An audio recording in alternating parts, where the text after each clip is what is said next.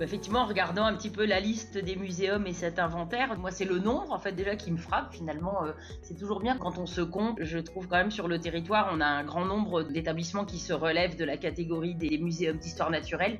Après, effectivement, les questions de répartition peuvent questionner un petit peu. Il y a un petit peu des trous hein, sur la carte de France. Bon, après, moi, je me dis, c'est aussi des inégalités de répartition qu'on va trouver sur d'autres équipements publics d'une manière générale.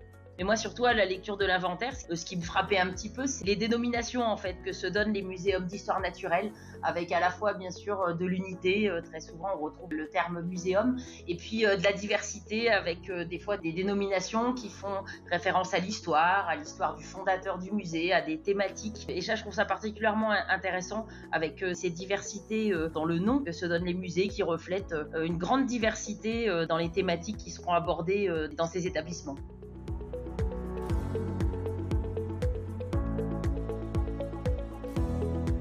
C'est un mot qui me vient bien, de point relais, de point de contact, de lieu du dialogue. Première raison, selon moi, c'est nos collections, hein, objets scientifiques et d'études, des objets de connaissances, des spécimens de connaissances qui nous positionnent de fait dans ce monde scientifique, le monde de la recherche et de la progression de la connaissance.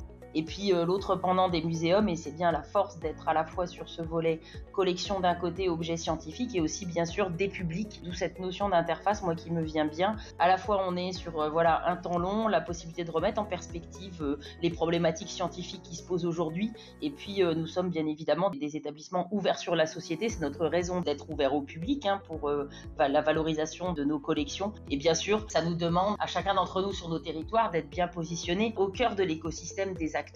Alors chacun à son échelle, locaux, régionaux, nationaux, peu importe, mais c'est à la fois les collections, les lieux, les personnes qui travaillent dans les muséums, qui ont les savoir-faire, et d'être bien ancrés dans nos écosystèmes avec les acteurs académiques et de la recherche de nos territoires.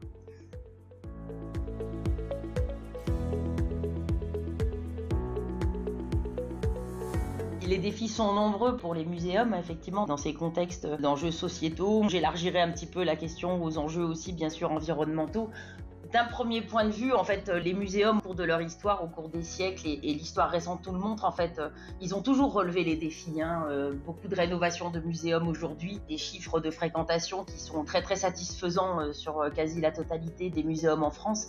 Donc les défis face aux enjeux environnementaux, c'est bien d'être un lieu d'interface et de dialogue, un interlocuteur privilégié entre le monde scientifique et la société et les publics sur les questions actuelles environnementales, les crises environnementales, l'effondrement de la biodiversité.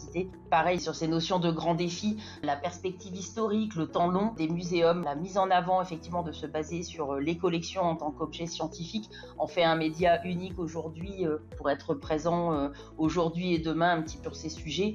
Et puis bien sûr, sans forcément catégoriser les différents enjeux, mais avec les enjeux sociétaux, voilà, c'est de s'ouvrir aux sciences humaines et sociales, de généraliser une démarche inclusive en fait sur l'ensemble des actions que l'on fait pour être vraiment un petit peu au cœur des sujets et dialoguer avec tout le monde.